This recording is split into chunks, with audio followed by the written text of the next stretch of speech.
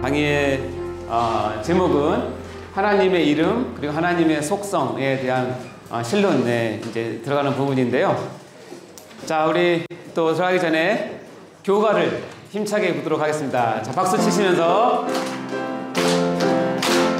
창세기 출애굽기 레위기 민수기 신명기 여호수아 사사기 룻기 사무엘 상하 열왕기 상하 역대 상하 에스라 느헤미야 에스더 욥기 시편 잠언 전도 아가 이사야 예레미야 에가 에스겔 다니엘 호세야 요엘 아모스 오바댜 요나미가 나훔 하박국 스바냐 학개 스가랴 말라기 마태 마가 누가 요한 사도행전 로마서 고린도 전후서 갈라디아 에베소 빌립보 골로새 데살로니가 전후 디모데전서 디모데후서 디도 빌레몬 디브리 야고보 베드로 전후 요한 1, 2, 3서 유다 계시록 이 책의 이름은 생명책이니 구약이 39 신약 27 이 책의 원수를 모두 합하니 생명의 양식이 66이라 이 책의 말씀을 열심히 읽고 배우고 익히며 마음에 새겨 평생에 주님께 순종하면 하늘의 상급이 너희 것이라. 아멘. 어떤 분이 이 후기에 이렇게 썼습니다. 이 교가를 부를 때마다 제가 옛날 주일학교 때 생각이 너무 난다고, 그래서 너무 좋다고. 이 교가가 정말 여러분께 힘이 되는 그런 교가가 되었으면 좋겠습니다. 여러분 잘 하실 수 있죠? 네. 지금 제 계획은 혹시 수료식이 허락되면 우리가 특송을 한번 이 교가를 한번 해볼까 생각 중. 그때 진짜 안 보고 해야 됩니다. 자, 공지드립니다. 우리 각 설교방에 다 들어와 계실 텐데 설교방에 혹시 안 들어오신 분 있으시면 각 그 교구의 담당자한테 연락 주시면 설교방에 초대를 해드리고 전체 우리 오픈 채팅방 카톡방이 있으니까요. 거기도 다 들어오시면 됩니다. 혹시 빠져서 레포트를 내실 분은 빠진 그 해당 강의 유튜브를 시청하신 후에 A4 용지 한 장 정도 뭐 수기든지 타자든지 상관없으니까 간략하게 소감하고 내용 요약해서 주시면 출석으로 인정을 해드립니다. 자, 오늘은 5교구와 6교구 식구분들이 마무리 정리 좀 부탁드릴 텐데요. 자, 5교구, 6교구 한번 손 들어 보시겠어요? 5교구, 6교구 치실 거래요? 아, 그렇습니까? 그럼 이걸 하나 뭘 빼야 되겠는데? 괜찮아요?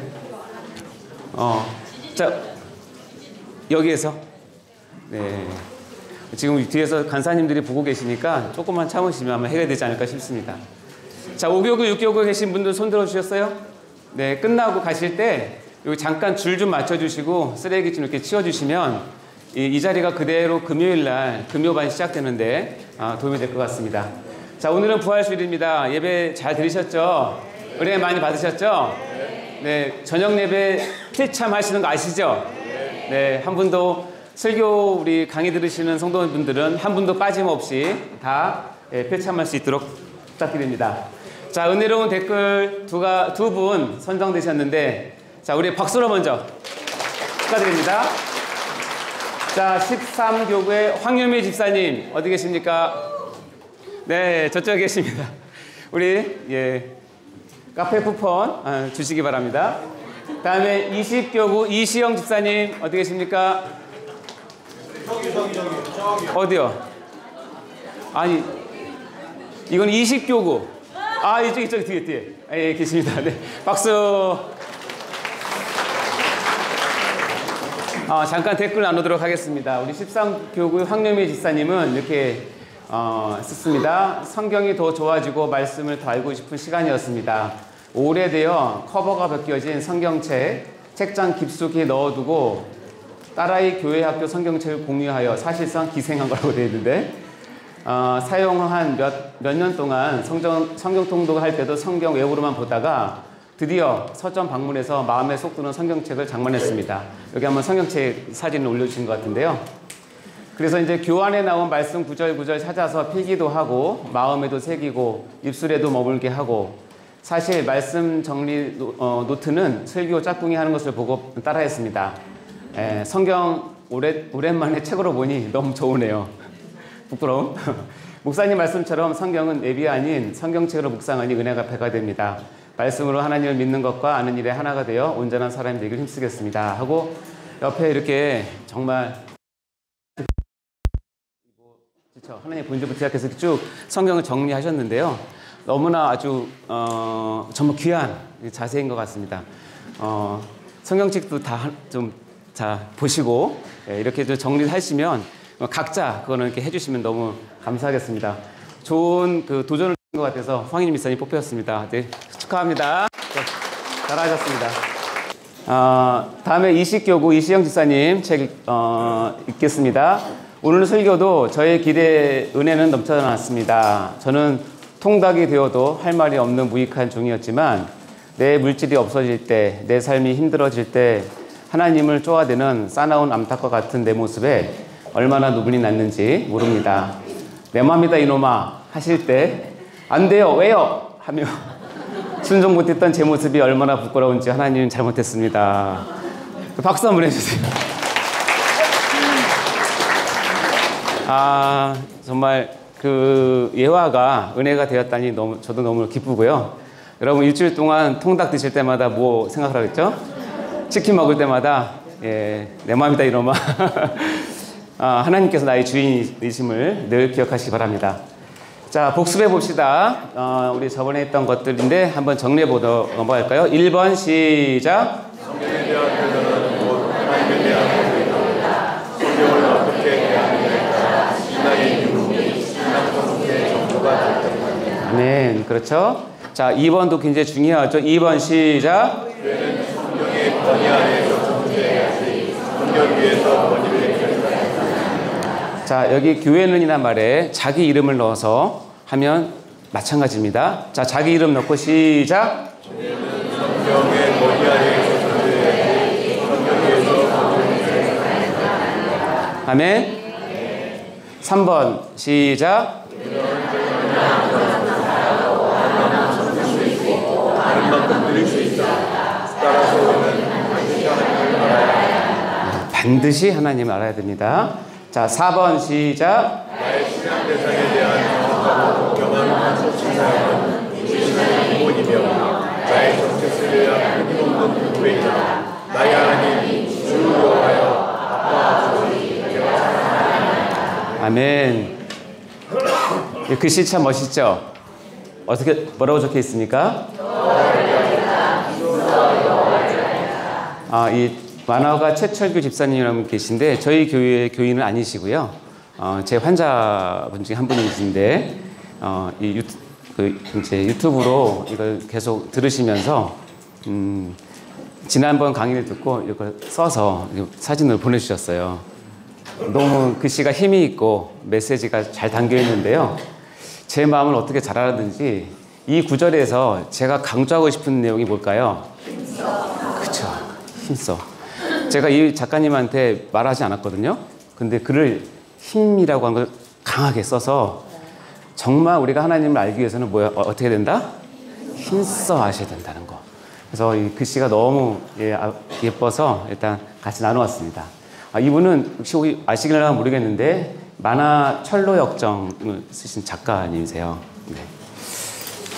자, 오늘 저희가 두 번째 주제인 신론에 들어와서 이제 들어가고 있습니다. 우리가 서론에서 많은 것들을 우리가 얻고 이제 그것을 바탕으로 이제 하나님에 대해서 배우는 것이 신론입니다. 그래서 하나님에 대해서 배운다는 것 자체가 그 자체만으로도 우리에게는 큰 뿌듯함도 있고 솔직히 두렵기도 하고 우리가 하나님을 그동안 어떻게 알았는지 각 사람마다 다 다를 건데 그래도 성경을 통해서, 말씀을 통해서, 그리고 교회 역사를 통해서 공인된 하나님에 대한 바른 이해를 이 시간 같이 나누고자 하는 그런 시간입니다. 어쨌든 이 실론을 통해서 많은 은혜 받으시고 하나님을 잘 아시고 힘써 아시고 올바르게 아시기를 바랍니다.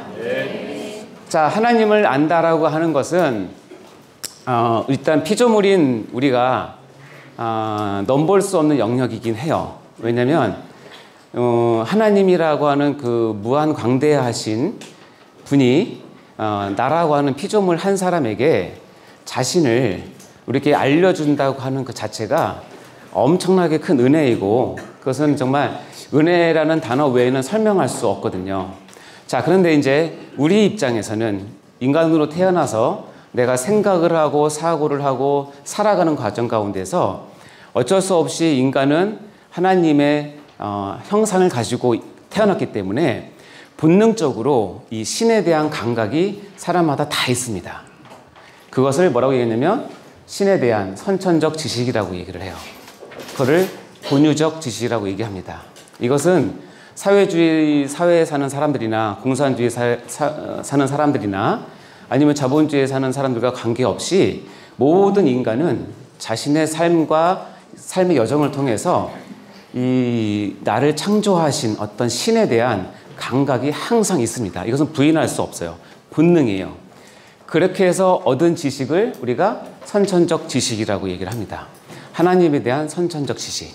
그러나 이것은 그러니까 이것은 많이 배웠던 적게 배웠던 어떤 문화에 있던, 그렇죠? 이거 아프리카에 있는 원주민도 마찬가지지만 이 하나님에 대한 신에 대한 선천적 지식은 누구나 다 가지고 태어납니다.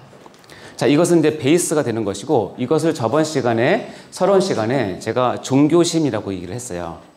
하나님을 이제 창조주 어떤 신에 대한 갈망하는 마음이 있는 것을 종교심이라고 얘기하는데, 자, 근데 여기에서 이제 자라면서 후천적 지식이 들어오기 시작합니다. 그것을 뭐라고 하냐면 획득되는 지식, 그리고 이것은 배움으로써 얻는 지식이에요. 그래서 대부분의 많은 사람들은 이 후천적 지식을 받을 때 종교적 지식을 받게 됩니다. 자기가 속해 있는 사회나 민족이나 문화나 국가에서 통용되는 이 지식, 종교에 대한 지식을 어쩔 수 없이 받게 되고, 자기의 선천적 지식과 이렇게 받게 된 종교적 지식인 후천적 지식이 합쳐져서 뭐가 되냐면 그 사람은 어쨌든 종교인이 됩니다. 이게 뭐 교회 다니고 안 다니고 뜻이 아니라 모든 사람은 그런 자기의 신앙의 체계를 갖게 되죠. 근데 너무나 감사한 것은 어떤 사람은 이 종교적 지식 대신에 하나님께서 특별히 은혜를 허락하셔서 계시적 지식을 받게 됩니다. 그러면 어떻게 되냐면 선천적 본유적 지식을 갖고 있는 상태에서 하나님께서 그에게 계시를 주심으로 계시적 지식을 얻게 되면 여기에서 나오는 것이 뭐냐면 비로소 참 하나님을 알게 되고, 그래서 참 종교를 가지게 되고 참 신앙을 갖게 돼요. 그래서 우리가 이것은 하나님께서 하시는 절대적인 은혜이긴 한데, 전도가 왜 중요하냐면 모든 인간은 선천적 신에 대한 지식이 있는데 어떤 게 먼저 들어가느냐에 따라서 종교적 지식이 먼저 들어가면 그 사람은 종교인이 되는 것이고, 하나님 은혜 가운데 계시적 지식이 들어가면 그것이 그 사람에게서 참 하나님을 믿는 신앙이 되게 하는 거예요. 그래서 전도는 뭐예요? 그동안 자기가 갖고 있던 종교적 지식에 대한 잘못된 정보를 배제하고 어떻게 해요? 하나님께서 주시는 계시적 지식을 전하는 거예요. 너는 선천적 지식으로 하나님을 찾고 싶은 마음이 있는데 거기에 반드시 뭐가 들어가야 된다? 하나님께서 허락하신 계시적 지식이 들어가야 뭐가 된다? 하나님을 향한 참 종교를 가질 수 있다. 신앙을 가질 수 있다. 그래서 이 두 가지가 합쳐져서 하나님을 아는 지식을 형성을 하는 거예요. 자, 그러나 인간의 한계는 있죠. 말씀드린 것처럼 종교적인 지식은 나로부터 출발할 수 있어요. 그리고 학습으로부터 출발할 수 있고, 뭐 학교나 어떤 사회적 분위기에서 출발할 수 있지만, 이 계시적 지식은 나로부터 출발할 수가 없고 누구부터 나온다고요? 하나님이 우리에게 계시를 주시고 눈을 열어주셔야 비로소 하나님에 대한 바른 지식을 갖게 되는 거예요. 자, 그렇게 되면, 자, 여러분은 이제 이 자리에 왔다면 저는 여러분이 다 이 계시적 지식을 받고 그것에 감동해서 왔다고 저는 믿고 있습니다. 믿고 싶습니다. 자, 그러면 이 계시적 지식이 첫 출발은 하나님으로부터, 하늘로부터 나에게 주어지지만 이제는 여러분이 이 계시적 지식을 받아서 어떻게 해야 되느냐? 자, 신명기 6장 6절부터 9절에서 보면 이렇게 되어 있습니다. 제가 한번 읽어볼게요. 오늘 내가 내게 명하는 이 말씀을 너는 마음에 뭐하고? 마음에 새기고 내 자녀에게 부지런히 뭐하고? 가르치고 집에 앉았을 때든지 길에 갈 때든지 누워있을 때든지 일어날 때든지 이 말씀을 뭐하고? 강론하고. 그러니까 하나님께서 우리에게 요한하시는 수준은 뭐냐면 내가 가르치는 것뿐만 아니라 어떻게 해요? 강론할 것까지. 그러니까 여러분 가운데 설교 시즌 한 20 정도에서 설교 시즌 10 정도에서 여러분 가운데 이 자리에 나와서 이렇게 한 걸 할 수 있을 정도까지. 이건 말씀이에요. 그러니까 여러분이 계시적 말씀을 가르치고 강론하는 것까지 염두에 두고 계시적 지식을 습득을 하셔야 된다는 거예요. 그리고 또 그것을 내 손목에 매어서 기호를 삼으며 내 미간에 붙여 표로 삼고, 이렇게 기호를 삼고 표로 삼는다는 것은 실제로 유대인들은 진짜 손목에 매고 미간에 붙여요. 이 말씀 그대로 해서. 그런 뜻이 아니라 어떻게 해요? 내 삶 가운데 철저하게 드러날 수 있도록, 젖어들 수 있도록 삼으라는 것이죠. 그리고 내 눈에 보이는 문수침 문설주와 바깥문에 뭐해라고? 기록을 해서 계시적 지식을 이렇게 받아야 될 것을 얘기를 해요. 아시겠죠?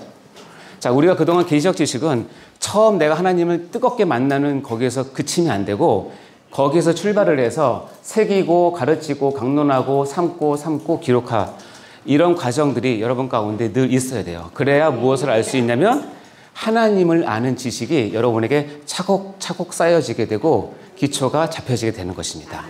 우리가 저번 시간에 얘기했지만 하나님을 아는 것은 너무너무나 중요하기 때문에 그렇습니다. 자, 이제부터 본격적으로 이제 하나님에 대해서 저는 솔직히 두려운 마음이 있는데 제가 하나님에 대해서 이렇게 설명한다는 것 자체가 저로서는 너무나 두렵고 떨리는 거예요. 왜냐하면 하나님이 어떤 분이신지를 우리가 다 알지 않습니까? 한마디 단어나 한마디 어떤 용어로 도저히 설명할 수 없는 분이세요. 그러나 하나님께서 전에 얘기했지만 기록된 특별 계시인 성경을 통해서 하나님 자신을 드러내셨어요. 그리고 그것을 여러분에게 시키지 않고 다행히 2000년 동안에 많은 신학자들 또는 신앙의 선배들을 통해서 말씀을 연구하면서 말씀을 보면서 하나님은 이런 분이시야 라고 정리해 놓은 내용이 바로 이 내용이에요. 그래서 여러분이 그동안 하나님을 어떻게 이해했는지 중요하지 않아요. 지금부터 얘기하는 것은 공인된 하나님께서 인정하신 나 하나님이 이런 하나님이야 라고 얘기하는 부분이에요. 그러니까 개인적인 체험에서 생각되는 하나님에 대한 그런 것들 잠깐 내려놓으시고 특별 계시에서 보여주는 하나님을 아셔야 된다는 거예요. 아시겠죠? 객관적인 거죠. 이거는 그렇습니다. 우리가 친구랑 아니면은 친구랑 사람들을 사귈 때 오해할 때가 있죠. 그렇지 않습니까?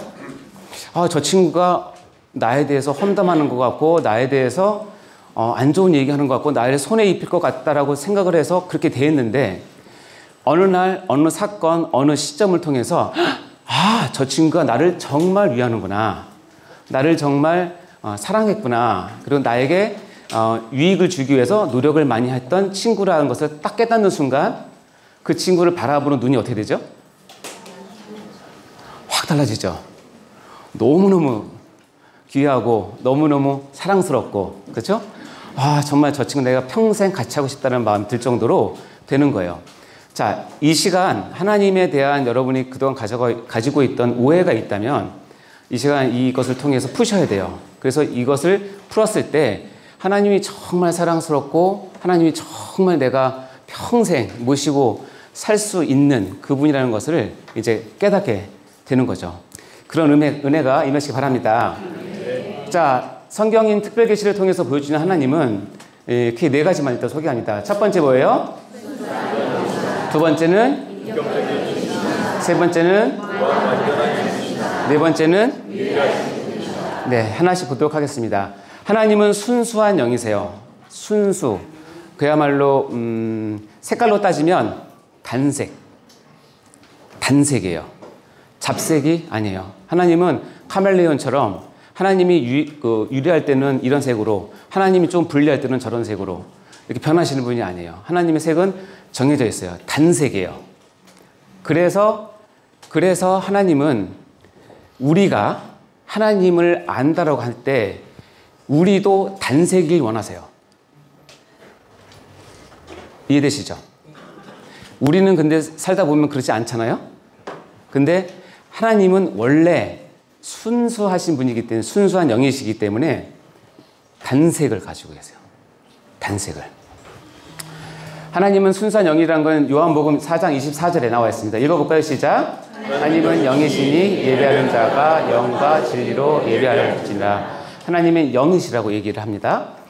그래서 이 단색과 잡색이 하나님께서 보시기에 어떻게 생각하시냐면 요한계시록 3장 15절 16절을 한번 읽어볼까요? 시작. 내가 내 행위를 아느니 내가 차지도 아니하고 뜨겁지도 아니하도다. 내가 차든지 뜨겁든지 하기를 원하노라. 내가 이와 같이 미지근하여 뜨겁지도 아니하고 차지도 아니하니 내 입에서 너를 토하여 버리리라. 여러분 얹혀서 울렁울렁 해보신 적 많으시죠?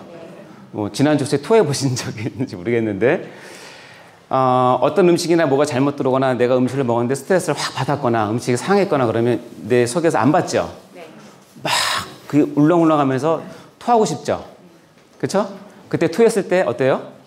시원하죠? 자, 하나님도 울렁거릴 때가 있어요.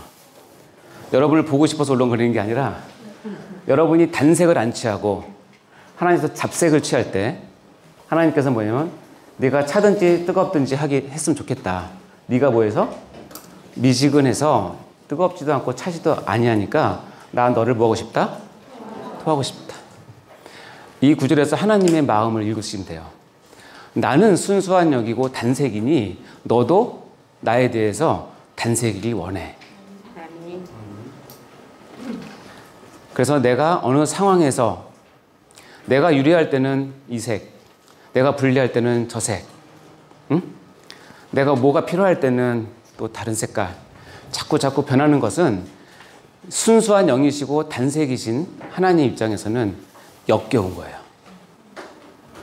그 하나님 알았다면 여러분이 색깔을 변할 때마다, 변하고 싶은 유혹이 있을 때마다 어떻게 하셔야 돼요? 참으셔야 돼요. 잡으셔야 돼요. 그러다가 순교하시면, 제가 이런 말을 감히 들을지 모르겠지만 그러다가 순교하실 것 같으면 순교하세요. 지금 제가 말이 굉장히 서운하게 들릴지 모르겠지만 천국 가면 저한테 감사하다고 할 거예요. 내가 그때 만약에 믿음을 꺾고 색깔을 다르게 취했으면 이 땅에서 10년, 20년 좀 잘 살 수 있었지만 하나님이 나를 보시기에 아휴 역겨운 녀석, 이것을 면해요. 여러분 하나님 나보고 역겨운 녀석이라고 하고 영원히 가는 게 좋겠어요? 이 땅에서 그거 좀 감내하다가 손해보고 믿음을 지키는 게 좋겠어요? 그건 여러분의 선택이에요. 하나님 강요하진 않으세요. 근데 하나님은 순수한 영이시고보다 단색이시라는 거 꼭 기억하시면 됩니다. 자, 하나님은 보이세요? 안 보이세요? 그래서 하나님이 질색팔색 하는 게 있어요. 보이지 않는 하나님을 보이는 것처럼 꾸며놓는 것을 제일 싫어하세요. 그렇게 해주면 좀, 제가 그런 자격은 없지만 제가 하나님이라면 저를 위하고 사랑하니까 이런저런 모양으로 이렇게 좀 만들어 놔서 잘 섬기면 좋지 않아요? 근데 하나님은 절대로 그거 싫어하세요. 그래서 형상 만드는 거를 너무너무 싫어하세요. 자, 볼게요. 그들의 우상들은 뭘로 만들었어요? 이 형상은 우상을 얘기하는 거예요. 우상의 정의는 뭐냐면 사람이 손으로 만든 거예요. 근데 사람의 손을 만들어서 아무리 정교하게 기묘하게 만들어도 입이 있어도 뭘 못해요? 눈이 있어도 못해요? 뭘 못해요? 귀가 있어도? 코가 있어도? 손이 있어도? 발이 있어도? 목구멍이 있어도 작은 소리쳐 내지 못. 이게 우상이에요. 믿으십니까? 근데 왜 인간들은 하나님을 자꾸 우상으로 만들려고 할까요? 그게 죄성이에요. 인간은 종교심은 있지만 눈에 보이지 않는 것을 믿는 것보다 눈에 보이는 것에 내 마음을 주고 신앙을 정착하는 것을 편애해요. 눈에 보이지 않으면 뭔가 뭐예요? 불안한 거예요. 그래서 어쩔 수 없이 인간은 만들어 놓고 거기에 내 온갖 정성을 다 합니다. 마치 그게 입이 있어서 말하는 것처럼, 눈이 있어서 나를 보는 것처럼, 예? 목구멍이 있어서 나에게 말하는 것처럼 믿고 싶지만, 여기 보면 시편에 보면 이것이 없다로 얘기하고, 밑에 보면 어떻게 되어 있죠? 우상들을 만드는 자들과 그것을 의지하는 자들이 뭐예요? 다 그와 같다. 결국 하나님을 우상으로 만드는 사람들은 눈이 있어서 보는 것 같지만 맹인이고요. 귀가 있어서 듣는 것 같지만 귀머거리예요. 코가 있어서 냄새도 있는 거 냄새 맡는 것 같지만 그런 감각도 없고, 목구멍이 있어서 할 말은 다 하지만 하나님 앞에서는 전혀 벙어리 같은 사람이라는 거예요. 뭐한 사람이? 우상을 만들어 놓고 그것을 의지하는 사람이래요. 왜냐하면 하나님은 순수한 영이시기 때문에 보이지 않는 그 상태로 하나님을 믿어주길 바래요. 절대로 뭘 만들면 안 된다? 형상을 만들면 안 된다. 아시겠죠? 혹시 여러분 십자가가 하나님입니까? 아니죠. 성경책이 하나님입니까? 아니죠. 이건 조금 한 단계 업해서 여러분께 적용하는 건데, 그것은 우리에게 중요한 표식이 될 수 있지만 그것을 우상화해서는 안 되는 거예요. 하나님은 하나님답게 순수한 영이시기 때문에 보이지 않는 상태로 여러분이 믿으셔야 돼요. 도마에게 했던 유명한 말이 뭐죠? 보지 않고 믿는 자가 복되다. 아멘? 네. 근데 여러분, 하나님 깊이 사귀면 안 보이는데 보여요. 안 보이는 것 같은데 정말 보이고, 나에게 이 공간에 아무것도 없는 것 같은데 누구보다도 나와 함께 있다는 것을 느껴요. 그건 영적인 체험이에요. 아시겠죠? 자, 하나님은 인격적인 신이시다. 우리 인격은 서론에서 제가 여러 번 얘기했기 때문에 간단히 넘어갑니다. 지정의가 있으시고, 지정의도 순서에 맞춰서 하시는 가장 인격적인 분이세요. 저는 제가 만나본 어떤 사람들보다 하나님보다 더 인격적인 사람을 만나보지 못했어요. 하나님은 정말 인격적이세요. 정말로. 그렇기 때문에 여러분이 인격을 다해 하나님을 섬기면 인격적이신 신이신 하나님이 여러분에게 지정의로 완벽하게 여러분을 보호하시고 이끌어주시고 여러분과 상대해 주십니다. 아셨죠? 근데 여러분이 만약 하나님을 비인격적으로 대하시면, 제가 얘기했죠? 하나님도 뒤끝이 있다는 사실. 그럼 반드시 비인격적인 그런 어떤 취급을 여러분 당할 수도 있어요. 근데 그것 자체도 하나님께서 인격에서 허락을 하세요. 왜냐하면 우리에게 교훈을 주시고 정신 차리게 하시려고. 하나님은 무슨 신이시다? 인격적인 신이다. 믿으시기 바랍니다.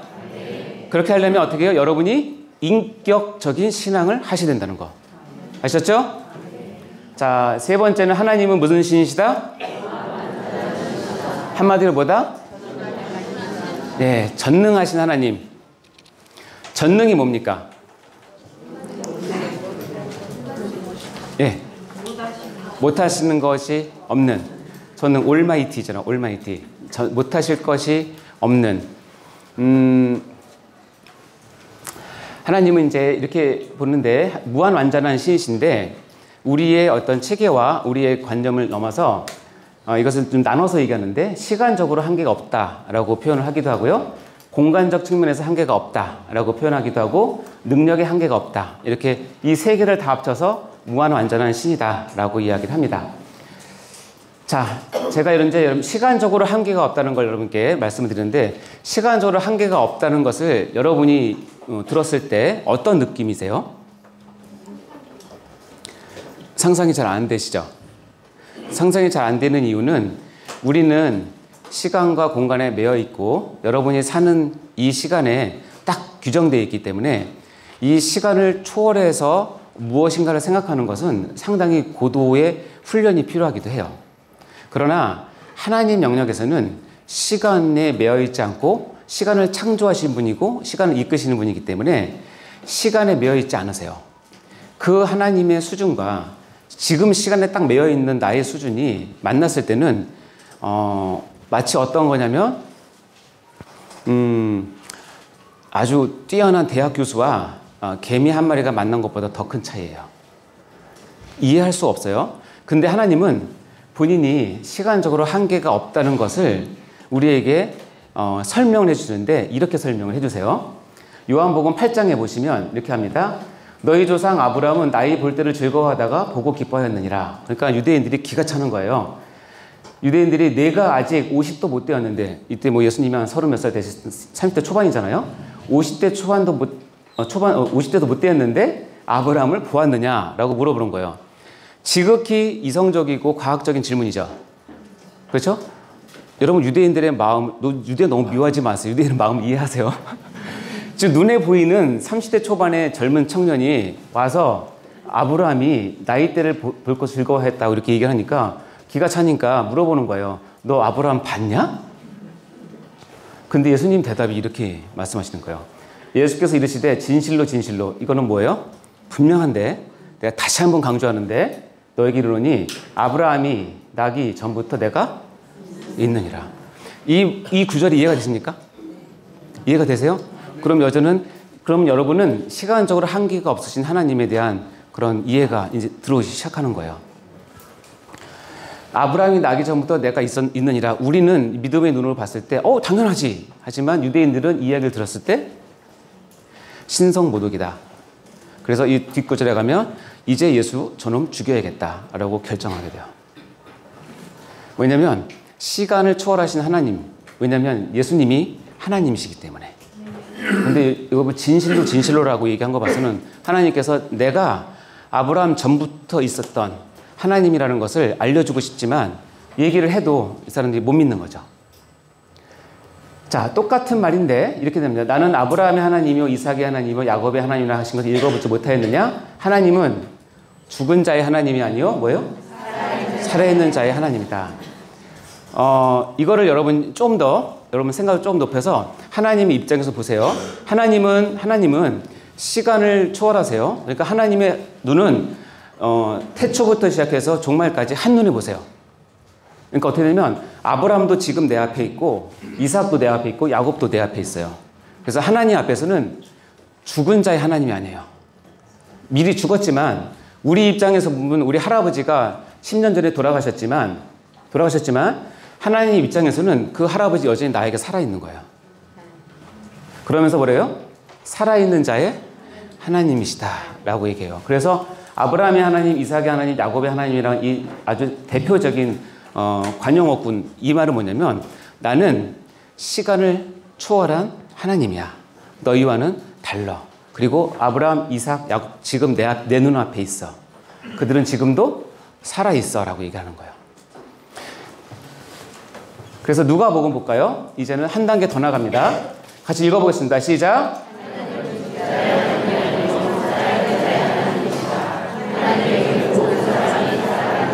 네, 여기 하나 더 나가죠. 하나님에게는 뭐가 살아있어요?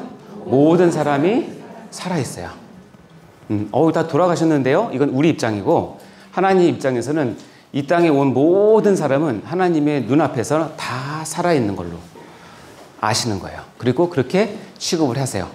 자, 그러면 우리에게는 어떻게 적용하면 되냐면 여러분이 이 땅에 앞으로 80년 아니면 90년, 100세 이렇게 살다 가시겠지만 그 시간은 여러분에게서는 유한한 시간이지만 하나님의 타임테이블에는 어떻게 해요? 지금도 살아있는 것처럼 쭉 보세요. 아시겠죠? 그렇기 때문에 지금 여러분이 누리는 현재의 시간은 하나님의 눈에 보기에는 과거에도 보였고 지금도 보지만 미래에도 보는 그 시간이에요. 그러니까 지금 여러분이 하나님을 찬양하고 하나님을 기뻐하고 하나님께 감사하면 그 감사는 영원히 가서 하나님 보시기에 얘가 나를 찬양하는구나, 나를 감사하는구나 느끼셔요. 근데 여러분이 아주 작은 순간이라도 하나님 원망하고 하나님을 배신하고 하나님에 대해서 투정을 하면 그 뼈아픈 시간들이 어떻게 해요? 하나님 앞에서는 계속 가요. 그래서 여러분은 지금 이 시간 사실 때 내가 하나님 앞에서 산다는 사실을 꼭 기억하셔야 되고, 그것은 영혼을 결정을 하고 영혼까지 간다는 사실을 기억하셔야 돼요. 왜냐하면 하나님은 시간을 그렇게 취급하시기 때문에 그래요. 우리는 그렇게 해놓고 잊어버릴 수 있지만 하나님은 잊지 않으세요. 그리고 그걸 다 심판하세요. 그래서 하나님이 두려운 거예요. 자, 공간적인 측면에서 하나님은 한계가 없으세요.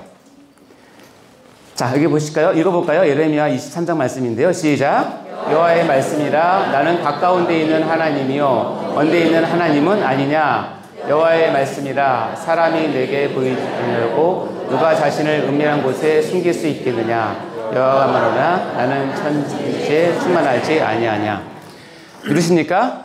하나님은 천지에 충만하세요. 지구상의 천지도 충만할 뿐 아니라 태양계에도 충만하고요, 온 우주에도 충만하세요. 우리 눈에 보이지 않는다고 해서 하나님이 없는 것이 절대 아니라는 사실을 아셔야 됩니다. 시편 139편은 유명한 찬양이기도 하죠. 내가 주의 영을 떠나 어디로 가, 아시는 분이 있을 거예요. 자, 내가 주의 영을 떠나 어디로 가며 주의 앞에서 어디로 피하리이까. 내가 하늘에 올라갈지라도 어디요? 거기 계시고. 자, 하늘 반대 개념 스올. 지옥에 내 자리를 펼지라도 거기 계시고. 내가 새벽 날개를 치며 바다 끝에 가서 거주할지라도 거기서 주의 손이 나를 인도하며 주의 오른손이 나를 붙드시리이다. 이 지구상 공간에서 여러분의 하나님을 눈을 피해서 숨을 곳은 단 1cm라도 없다. 1cm라도 없습니다. 그러니까 사람이 아무도 안 본다고 해서 아무도 없다고 생각하시는 것은 곤란해요. 하나님이 다 보고 계세요. 여러분이 친한 친구들 몇 명이 모여서 아무리 소곤소곤 하면서 이 얘기는 서로 딴 데 얘기하지 말자 하고 막 험담을 해도 하나님께서 위에서 보시고 다 보십니다. 근데 또 반대로 생각할 수 있어요. 나에겐 소망이 없고 나에겐 더 이상 빠져나갈 길이 없다고 여러분 자기 자신을 보면서 철저한 절망에 빠지는 그 순간에도 하나님은 거기 계셔요. 아멘? 그래서 여러분 절대 희망, 절대 절망은 우리에게는 없어요.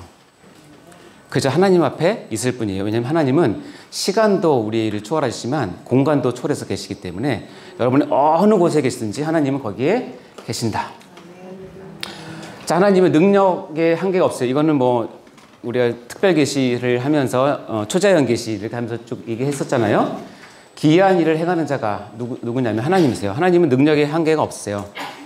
하나님은 능력에 한계가 없으신데 하실 것과 하지 않으실 것은 우리가 결정하는 것이 아니라 누가 결정한다? 하나님 본인이 지정의 완벽한 인격을 가지고 결정을 하세요. 그러나 우리에게는 기도할 특권은 있어요. 하나님께 아뢰드릴 특권이 있죠. 그러나 내가 기도한다고 해서 하나님이 반드시 들어야 될 존재라고 생각하시는 것은 그건 또한 교만이에요. 우리의 한계는 뭐냐면 나의 모든 상을 하나님께 아뢰고 작은 신음도 아뢰고 하나님의 도움을 바라면서 하나님께 눈을 들어 나가는 것까지 우리가 해야 되지만 그 무엇은 판결과 결정은 누가 하신다? 하나님이 하신다. 자, 그러면 이렇게 합시다. 이건 내가 정말 필요해. 사업상 지금 이 시간에 그분 만나서 이게 해결이 안 되면 나 사업 망할 것 같아 하고 진짜 한 달 금식 기도하고 막 작정 기도해서 만났어요. 전능하신 하나님을 믿고 만나서 했는데 애석하게도 안 됐어요. 자, 그 상황에서 여러분은 어떻게 해야 될까요? 하나님의 능력이 한계가 없다면 이것도 못해? 이렇게 나가면 안 돼요. 하나님이 능력이 없어서 그것을 안 하셨겠어요? 다시 얘기하면 하나님이 네 상황 보니까 야, 이건 나도 컨트롤이 안 된다. 야, 미안하다. I'm sorry 하고 이렇게 유명한 노래가 있잖아요. 모르는 척 해드래요. 하나님이 절대 그렇게 안 하세요. 그것을 보시면서 하나님께서 판단하시기에 이것을 해결하는 능력은 하나님께 있어요. 아주 쉽게 하셨어요. 이거는 믿으셔야 돼요. 근데 그렇게 하지 아니하실 때는 뭐가 있어요? 하나님의 때가 있고 계획이 있고 뜻이 있어요. 그럼 그런 환난을 주셨을 때는 능력의 한계가 없다고 했는데 분명히 설교 시간에 이재원 목사님이 그렇게 얘기했는데 한계가 있으시네. 이렇게 하면 반교리적이 되는 거죠. 그렇게 나가면 어떻게 되죠? 자꾸 원망하다가 나락에 빠지게 되는 것이고, 슬기로운 교리 시간에 들었는데 하나님은 능력의 한계가 없으시대. 근데 일을 왜 안 하셨을까? 분명히 할 수 있는데 그럼 무슨 뜻이 있나 보다. 이게 인격적인 신앙이에요. 그런 상황에서는 절대로 원망이나 하나님에 대한 불신이 있지 않겠죠. 아이고, 하나님이 어려운 일 알아서 하시겠어요. 저는 이 말 참 좋아해요. 자, 우리 같이 해볼까요? 하나님, 어려운 일 알아서 하시겠어요. 옆 사람과 인사하세요. 하나님, 어려운 일 알아서 하십니다. 어려운 일 알아서 하십니다. 여러분이 그 말을 지금 믿고 하나님을 따라가면 하나님이 흐뭇해 하세요. 얘가 나를 인격적으로 믿는구나. 아시겠죠? 여러분 4살, 5살짜리 애가 아빠한테 막 사달라고 졸라요. 근데 분명히 그거 사주면 안 되는 거예요. 근데 거절했어요. 근데 그 자녀가 아빠가 엄마가 저렇게 거절했으면 뜻이 있겠지. 이렇게 하면 야, 너는 진짜 기특하다 너. 내가 다음에 더 좋은 거 사줄게. 이렇게 되는 건데 가게에 들어눕고 백화점에서 땡강 피우고 배짜라는 식으로 나오면 저희 어머니 같았으면 들어다가 잘 생각해 보시면 여러분의 신앙이 어때야 되는지 알겠죠? 그 기본은 뭐냐면 하나님이 누구신지 알아야 되는 거예요. 하나님은 능력의 한계가 없으시다. 아멘? 마지막, 하나님은 뭐다? 유일하신 분이다. 하나님은 유일하신 분이에요. 자, 말씀 읽어볼까요? 사도행전 6장 4절 시작.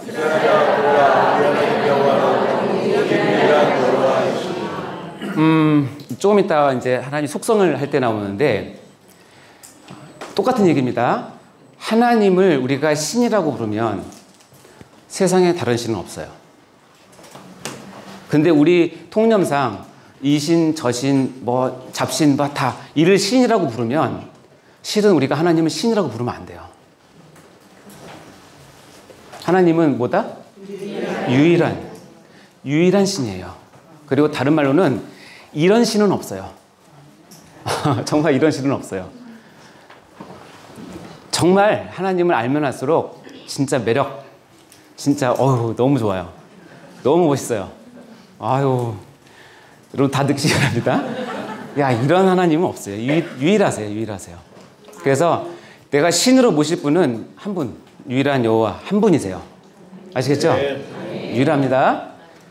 자, 그럼 이제 하나님의 이름에 대해서 가도록 하겠습니다. 우리가 이름이라고 하는 단어는 우리에게서도 굉장히 특히 동양 문화권에서 이름은 굉장히 중요하잖아요. 그렇죠? 여러분의 이름 다 있으시죠? 여러분의 이름 뜻은 다 있으십니까? 네, 이름 뜻을 지어줄 때는 부모님이나 아니면 할아버지 할머니가 이렇게 지어주시는데 이름 지어주실 때 뜻을 갖고 지어주시잖아요. 그렇죠? 네. 저는 있을제 향기로울 훈이에요. 있을제 향기로울 훈. 저는 몰랐는데 나중에 이제 제가 성경을 보면서 그리스도의 향기가 되라고 지어주셨구나, 아버님이. 그때 아버님은 전혀 교회 안 다니시고 하나님 몰랐는데 이게 시공간을 초월한 하나님의 역사예요. 근데 지금 저는 제 이름이 불려질 때마다 저는 어떻게 그걸 새겨듣냐면, 재훈아 향기로운 사람이 되거라 라는 그 음성으로 제가 들어요. 그러니까 주의해야 되죠. 향기는 두 종류가 있어요. 정말 좋은 향기가 있고 악취가 있으니까 조심해야겠다. 늘 겸손하고 늘 바른 가짐을 해야 되겠다라고 합니다. 하나님도 이름이 있으세요? 하나님 이름이 뭐예요? 자, 우리가 하나님 하는데 하나님이라는 이 단어는 하나님의 본명이 아니에요. 하나님은 하나님의 본명이 있으세요. 근데 우리는 하나님이 하나님 본명인 줄 아는 거죠. 하나님은 그저 신이란 뜻이에요. 다시 얘기하면 하나님 그건 내가 믿는 신이셔 이런 뜻이에요. 그래서 제가 아시는 목사님은 왜 한국 사람이 하나님을 이게 잘 모르고 헷갈려 하느냐. 그래서 뭐냐면 하나님의 본명을 부르는 것보다는 하나님의 이 예명 아니면 이 별명을 부르는 것에 익숙해져 있기 때문에 하나님이라는 것은 뭐냐면 신이라는 뜻이에요.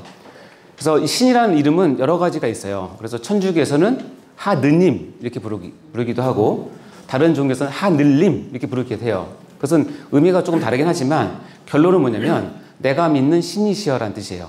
즉 하나님은 신이라는 뜻이에요. 그러니까 우리가 이제 하나님 부를 때 물론 그 개념과 관점을 갖고 부르지만 우리가 입버릇처럼 하는 하나님은 실은 신이라는 뜻이고 아이고 죄송합니다. 하나님이 근데 하나님의 이름에 대해서 굉장히 민감하세요. 여기 보면 출애굽기 20장 7절 읽어볼까요? 시작. 너는 내 하나님 여호와의 이름을 마음으로 내게 부르지 말지니라. 여호와의 이름을 마음으로 내게 부르는 자를 지옥과 아니하리라. 자 여기에서 보면 이제 좀 아시겠어요? 좀 이따 금방 나오겠지만 하나님의 본명은 여호와예요. 하나님의 본명은 여호와. 그대에 보면 너는 내 하나님 여호와. 그럼 뭐예요? 너는 내 하나님, 너는 내가 믿는 신인 여호와의 이름을 뭐 하지 말라? 망령되게 부르지 말라는 거죠. 이 뜻이에요. 그러면서 바로 본명이 나오죠. 여호와는 그의 이름을 망령되게 부르는 자를 죄 없다 하지 않으니까 하나님의 이름을 알고 하나님의 이름을 제대로 부르는 것은 중요해요. 왜냐하면 여기 보면 망령되게 부르면 안 되기 때문에. 자, 망령되다 뜻이 뭐냐면 늙거나 정신이 흐려서 말이나 행동이 정상을 벗어나거나 벗어나 있는 상태, 즉 말이나 행동이 일관성과 합리성이 결여된 상태를 뭐한다? 망령되다 라고 얘기를 하는 겁니다.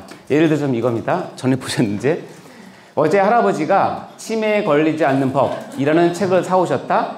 오늘 또 사오셨다.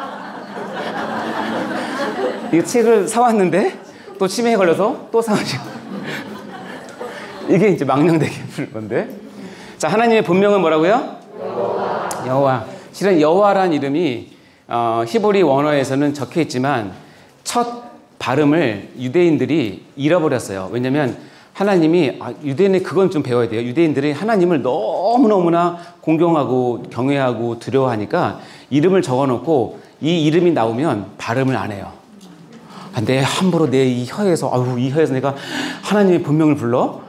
하고 그냥 글자만 써놓고 발음을 안 해요. 그러니까 이게 수천 년 내려오면서 진짜 이름을 잃어버렸어요. 발음을 잃어버렸어요. 근데 그 히브리어를 보면 뭐 야훼 또는 뭐 제호바 이렇게 부르면 된다고 해요. 근데 우리 한글 여러분 성경은 여호와라고 되어 있어요. 그러니까 여호와라고 부르시면 돼요. 여호와의 뜻은 뭐예요? 나는 스스로 있는 자라고 그래요. 출애굽기 3장에 나오면 이렇게 나옵니다. 자, 여기 보면 모세가 하나님께 이르되 야, 하나님께서 그런 거예요. 모세야, 너 이제 가서 내 백성 이스라엘을 출애굽시켜라 라고 하는데 모세가 두려워합니다. 내가 보나마나 우리 백성들한테 가서 이 이야기를 전하면 네가 전에 살인하고 도망갔던 그 모세가 아니냐? 하고 물어볼 텐데 그러면 너를 보낸 그 신의 이름을 물어볼 거란 말이죠. 그렇죠? 어떻게 돼요? 내가 이스라엘 자손에 가서 이르기를 너희 조상 하나님이 나를 너에게 보내셨다 하면 그들이 내게 묻기를 뭘 물어봐요? 그 이름이 무엇이냐? 왜냐하면 유대인들은 이름이라고 하는 것에 상당한 큰 의미를 둬요. 본질을 두거든요. 자, 여러분이 아담이 하나님께 많은 것을 받아요. 그래서 온 에덴 동산을 다 지키고 다스리고 통치할 위임을 받아요. 그 중에서 가장 핵심적인 게 뭔지 아세요? 예. 이름이, 자, 예를 들어서 많은 동물을 다 해놨는데 하나님께서 거기까지 해놓으시고 뭘 안 했냐면 각각에 대한 이름을 안 지었어요. 유대인에게 또 우리 동양권에는 이름은 뭐냐면 그 존재의 본질을 표현하는 거예요. 근데 그거를 원래 하나님이 하셔야 되는데 누가 해요? 아담이 해요. 그래서 아담 앞에 동물 하나하나를 끌어다 주면서 아담이 그 동물을 보고 직관적으로 느낀 저 동물의 이름을 지어주는 거예요. 그러니까 목이 기니까 뭐예요? 어떻게 알았어요? 코가 기니까 뭐예요? 그래서 걔가 코끼리가 된 거예요. 우리 입장에서 보면. 자, 그런데 봐요. 그의 이름을 묻는다. 이게 뭐냐면 너를 보낸 신의 존재를 밝혀라는 뜻이에요. 내가 너 못 믿겠는데 네가 보냈다며. 누가 보냈다며. 근데 그 존재의 이름이 뭐냐? 드디어 인류 최초로 하나님께서 자기의 이름을 밝히세요. 그게 뭐예요? 나는 스스로 있는 자. 이게 여호와예요. 하나님이 이 이름을 알려주고 싶어서 얼마나 기대했을까요? 근데 이 스스로 있는 자 하나만 갖고도 여러분 한 학기를 해도 모자라요. 그냥 이해하세요? 예. 아니면 여러분 잘하는 거 있잖아요. 외우세요. 여호와는 무슨 뜻이다? 스스로 있는 자. 자, 여호와 이름이 스스로 있는 자인데, 자, 그러면 신학적인 논제를 빼고 내 입장에서는 여호와라는 이름, 즉 하나님의 본명인 여호와라는 이름을 부를 때는 나는 어떻게 하나님을 생각하고 불러야 되느냐? 이사야 42장 8절 시작.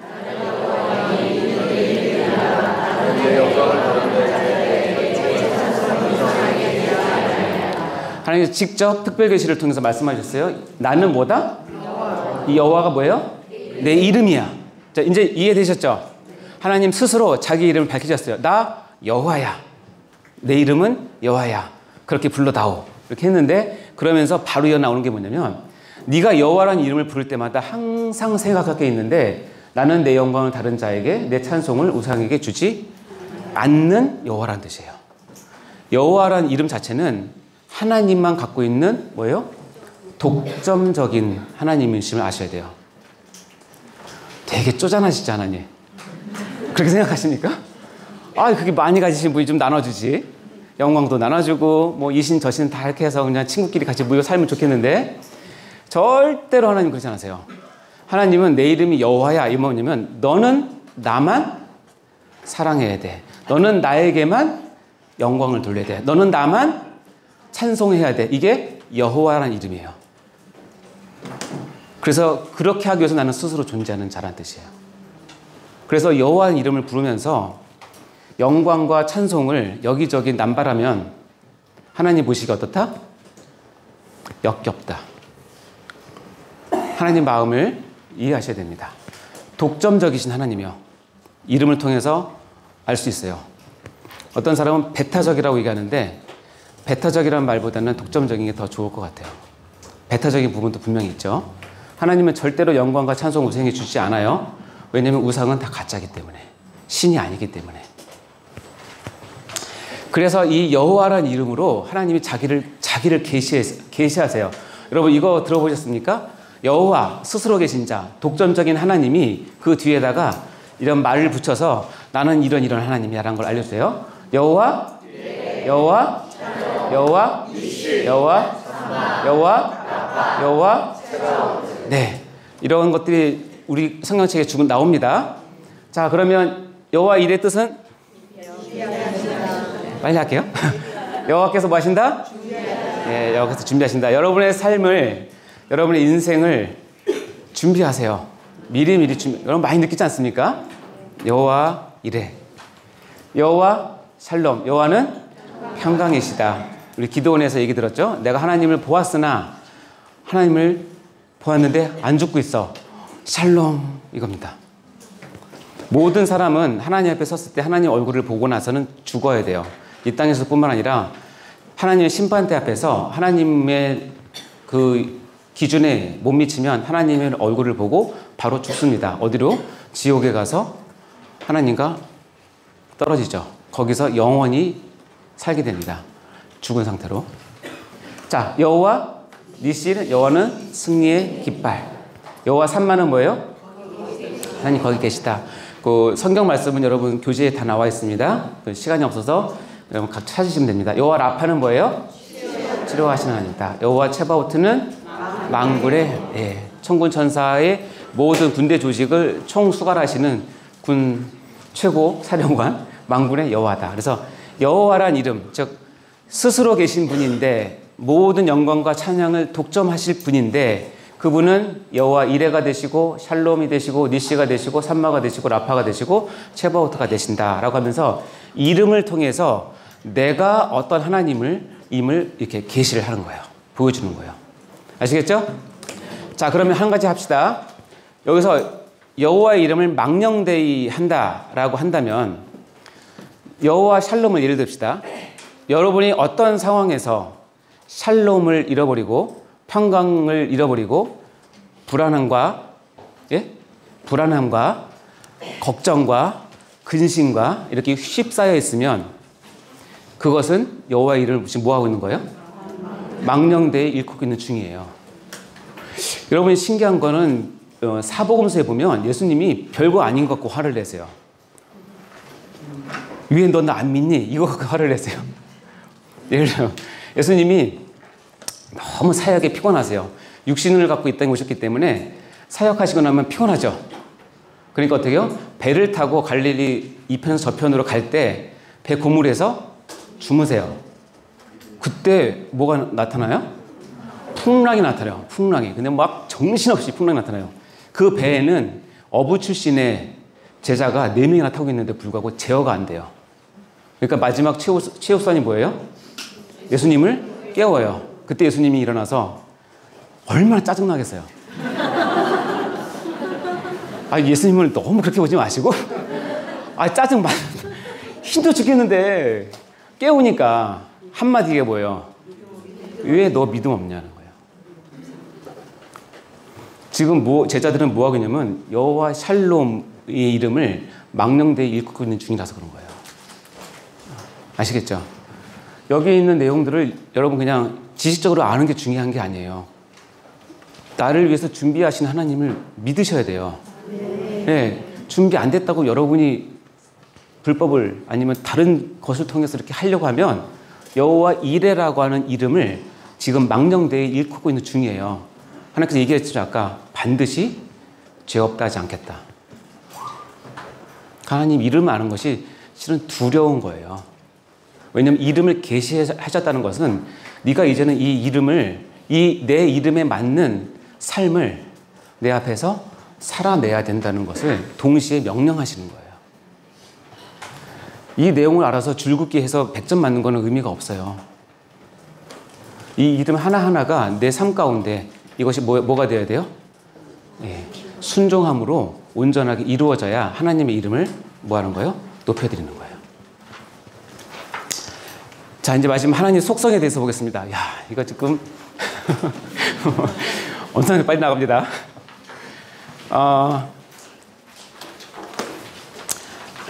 하나님의 속성이라고 얘기하면 속성, 어떻게 보면 참 죄송한 말씀이죠. 이 하나님의 속성을 우리가 공부한다? 이거는 정말 죄송스러운 말입니다. 근데 하나님께서 허락해 주셨어요. 나는 이런 하나님이야. 그러니까 좀 배워라 하고 자기 자신을 성경에 계시를 하셨는데 그것을 2000년 동안 우리 신학자들이 잘 정리를 해서 아주 멋지게 하나님은 이런 속성을, 이런 성품을, 우리말로 이런 캐릭터를 가지신 분이라는 것을 알려준 거예요. 여기서 많은 오해가 있어요. 왜냐하면 많은 인간들은 하나님을 믿는 사람들이라 할지라도 자기가 생각하는 하나님의 속성이 있거든요. 하나님은 이래야 돼라고 하는 선입견이 다 있어요. 그거 아십니까, 여러분? 하나님이 그것도 못하면 하나님은 아니지. 그게 좀 어려우면 나는 장로님에 대한 어떤 선입견이 있어요. 장로는 이 정도는 돼야지. 또 권사님에 대한 게 있어요. 교회 권사님 이 정도는 돼야지. 다 있죠. 그게 어긋나면 어떻게 돼요? 짜증내고 화내고 이 교회 사랑이 없네, 뭐가 없네 그러면서 막 그랬잖아요. 그거는 지금 오해하고 있는 거예요. 속성이라 있는데 속성은 뭐냐면 그 사람이 그 인격자가 갖고 있는 캐릭터를 얘기하는 건데 이 캐릭터에 의해서 어느 부분은 내가 받아들일 수 있지만 어느 부분은 굉장히 조심해야 될 부분도 있어요. 그래서 하나님의 속성을 이제 배우는데 자, 여러분께 또 질문을 드립니다. 기독교 신앙과 미신 행위라는 것이 있는데 이 두 개의 차이점이 뭘까요? 제가 몇 년 전인지 기억이 안 나는데 상당히 오래 전에 아마 4월 초파일 정도 됐는데 제가 불국사에 가볼 일이 있어요. 제가 불자가 되려고 간 건 아니고 불국사에 가서 이제 가는데 그 불국사 가는 그 길에 좌우에 그 담에 그 이런 하얀 쪽지들이 이렇게 다 있어요. 그래서 이게 뭔가 하고 가서 봤더니 거기에 다니시는 불자들이 자기 기도 제목을 다 적어서 진짜 아주 하얗게 빼곡하게 적어놨어요. 그래서 궁금하잖아요. 예수 믿는 우리의 기도 제목과 부처님 있는 그분의 기도 제목이 뭔가 하고 이제 하나씩 다 봤어요. 제가 깜짝 놀랐어요. 너무 깜짝 놀랐어요. 그 그대로 가지고 담임목사에 갖다 드리면 우리 기도 제목이 사업 잘 되게 해주세요. 뭐 자녀 이번에 대학 입시게 해주세요. 뭐 해주세요. 뭐 이번 계약 잘 되게 해주세요. 부터 시작해서 암 치료 중인데 잘 받게 해주세요. 뭐 어떤 그 자체는 굉장히 구구절절한 기도 제목임에 틀림이 없어요. 그것을 무시하는 게 아니에요. 누구나 기도 제목은 있죠. 근데 저들이 보고 있는 그 기도의 제목과 이 기도의 제목을 그대로 띄어서 우리 교회에 가져와서 우리 담임 목사님이나 교구 목사님께 기도해 주세요 했던 내용, 기도의 제목이 만약에 똑같다면 여러분이 지금 알고 있는 기독교 신앙과 그들은 우상을 숭배하는 거죠. 우리 입장에서 보면 미신 행위와는 뭐가 차이가 있냐는 거예요. 여러분이 지금 열심히 신앙생활을 한다고 하지만 하나님 입장에서는 미신이네 이렇게 할 수도 있어요. 예를 들어 볼게요. 제가 아주 급한 일이 있어요. 예를 들어서 뭐 사업에 아니면 자녀에 급한 일이 있어서 제가 복채를 두둑하게 챙겨가지고 정말 아주 유명한 쪽집게 그 뭐라 그러나요? 그걸 점쟁이 같은 무당한테 갔어요. 가서 무릎을 딱 꿇는 순간 깜짝 놀랐어요. 그 무당이 내가 가지고 온 그 기도의 제목을 다 알아요. 너 뭐 때문에 왔지? 그거 언제부터 그러는데 아무한테도 얘기 안 했는데 더 나가서 진짜 이거는 내 뭐 부인이나 남편도 모르는 나만 알고 있는 그 간절한 소망을 가지고 이거 뭐야 이거 답을 벌써 봤네. 그걸 가지고 갔는데 이 무당이 잠깐만 기다려 보십시오. 제가 섬기고 있는 그 신이 나에게 내려오면 내가 잘 알려드릴게요 하면서 이제 막 구슬하고 막 뭐 흔들고 막 하잖아요. 그런데 그러다가 눈을 딱 뜨면서 아이고 너 그것 때문에 왔구나 하면서 난 얘기도 안 했는데 내가 가져온 것을 줄줄줄줄줄 얘기해요. 더 나가서 그 해답도 줄줄줄줄 얘기해요. 그러면 저는 감동을 받아서 가져온 복채에 따블을 넣고 이루어지다 하고 와우야. 근데 놀라운 건 뭔지 아세요? 한 달도 안 됐는데 그게 이루어졌어요. 와. 여러분이 기도의 제목을 가지고 이렇게 비교하면 참 어려운데 어떤 유명한 기도 잘하는 뭐 어떤 전도사님이나 목사님이나 어떤 신령한 그런 전도자한테 가서 우리말로 하면 헌금을 드리고 기도를 했는데 하나님께서 해서 기도 제목 받고 내려왔는데 다 이루어졌어요. 그러면 그렇게 해준 분에 대한 뭐가 생겨요? 존경심, 경외함, 홀리니스 다 생기죠? 와, 저분 함부로 하면 안 되겠구나. 하나님과 직통으로 하네. 그런 마음이 들지 않겠어요? 자, 그것과 지금 금방 했던 무당과 여러분이 믿는 기독교 신앙의 차이는 뭐냐는 거예요. 여러분의 기도 제목의 응답을 받으신 적 있죠? 그럼 그게 다 미신인가요? 아니죠. 나의 기도 제목이 있을 수 있어요. 자녀에 대한, 사업에 대한, 건강에 대한 기도 제목이 왜 없겠어요? 그건 인간 누구나 다 있다고 얘기했잖아요. 그래서 하나님께 응답받은 것과 내가 지금 무당에게 가서 한 것과 차이가 있는데 결정적인 차이는 그거예요. 유명한 무당이 자기의 내린 신을 통해서, 잡신을 통해서 나에게 미래를 밝히고 해답을 주고 그것이 기가 막히게 신통방통하게 이루어졌어도 나는 내 문제를 해결하는 데 그 신이 필요할 뿐이지 그 신이 누구인지에 대해서는 관심 없어요. 그 무당이 어떤 신을 데리고 왔는지 그는 중요한 게 아니에요. 신의 이름도 알 필요도 없고 그 신이 어떤 성격을 갖고 있는지 알 필요도 없고 그 신이 나에 대해서 어떤 사랑 갖고 있는지 알 필요도 없어요. 다 필요 없어요. 그냥 가서 신통방통하게 내 모든 문제를 해결해 주면 되는 거예요. 그리고 내 거기에 합당한 복채를 드리면 되는 거예요. 이거를 뭐라고 한다? 미신행위라고 얘기를 해요. 이해되십니까? 자, 그러면 여러분이 교회 생활하면서 기독교도 미신행위처럼 믿을 수가 있어요. 믿을 수가 있어요. 만약 이 부분이 여러분한테 찔림이 된다면 여러분이 회개하셔야 돼요. 하나님은 그렇게 취급받으실 분이 아니기 때문에 그래요. 기독교적 미신행위라는 말을 그냥 이거는 제가 정의를 한 건데요. 자, 큰 소리로 읽어볼까요? 시작.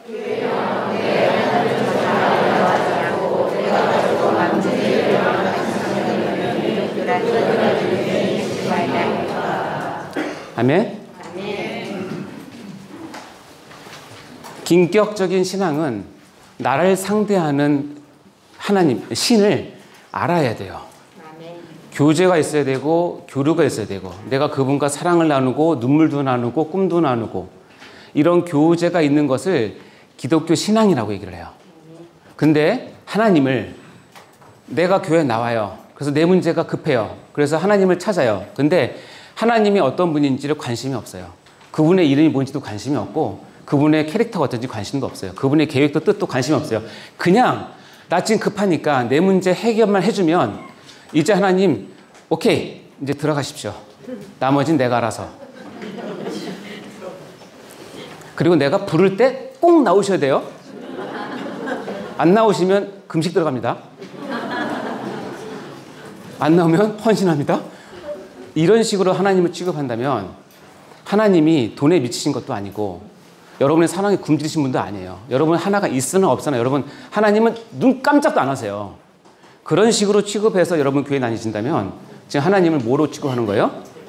미신으로 취급하는 거예요. 신론을 배우면서 이 부분이 정립이 안 되면 여러분 정말 곤란합니다.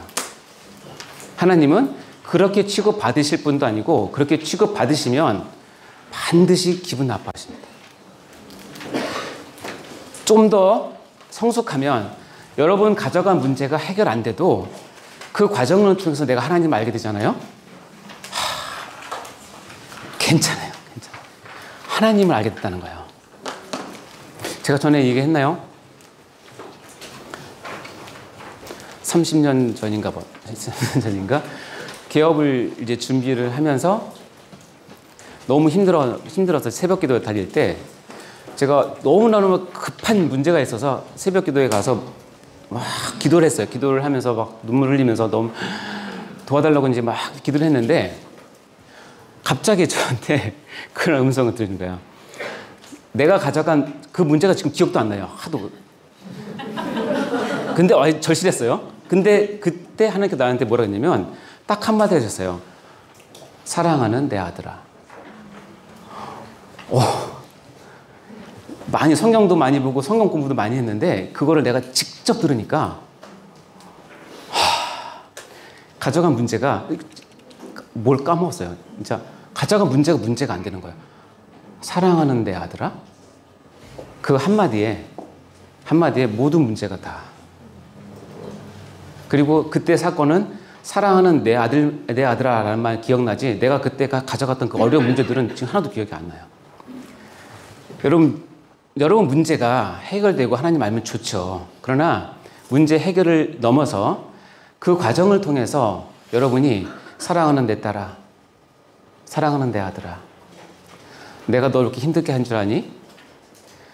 나 너랑 만나고 싶어서 그래. 나 네 신음소리 듣고 싶어서 그래. 나 너랑 호흡하고 싶어서 그래. 내가 너 하나님이라는 걸 너 좀 이 과정을 통해서 알았으면 좋겠어. 그 음성을 듣고 만약에 항암 치료에 실패해서 죽더라도 절대로 실패한 인생 아니에요. 절대로 실패한 인생 아니에요. 사랑하는 내 아들아, 이 말이 하나님께서 시건치 않으시니까 이건 평생 갑니다. 영원히 갑니다. 천국에서도 사랑하는 내 아들아, 이제 왔니? 아이고, 좀 빨리 오지. 그럴 수도 있어요. 그게 여러분께 되면 나머지 문제들은 중요한 게 아니에요. 근데 여러분을 하나님 미신으로 믿으면 아까 했던 유명한 무당을 찾아가는 것과 똑같은 행위를 여러분이 기독교란 이름으로 하실 수 있다는 거예요.